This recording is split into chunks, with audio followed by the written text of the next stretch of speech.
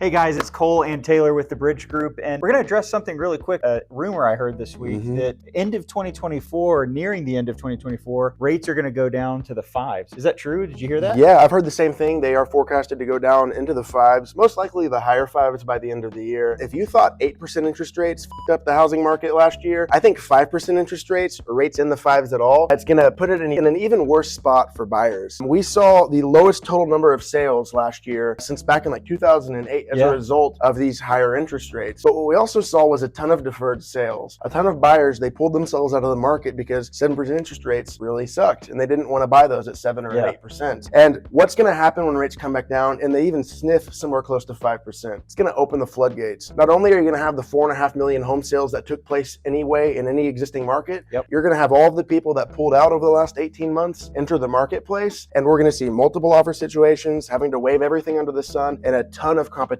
amongst buyers. Yeah, way more inventory from sellers, because those sellers are going to say, oh, I can get a better interest rate now. I'm not selling my 2.5 or my 3% interest rate and going to an 8% interest rate. So you're going to have a lot more inventory. So sellers, even though you're going to have a lower interest rate, you're going to have more competition. But the good news is you're going to have more buyers that are, opting for your house. Yeah, so everyone's really looking forward and anxious for lower interest rates. But if you're excited and you're waiting for rates to hit somewhere close to 5.5, 6% before you enter the marketplace, I promise you there are countless other people that are doing the same thing. So if you wait for everyone else, you're going to have a bunch of competition. So what's the answer? The answer is, if you find a house that you love today, that fits your budget today at today's interest rates, make the move and do it. Don't wait for the rush. Now you can actually still get a good deal as a buyer. Rates come down to 6%, there goes all of your leverage as a buyer. We're still seeing, even right now, multiple offers, right?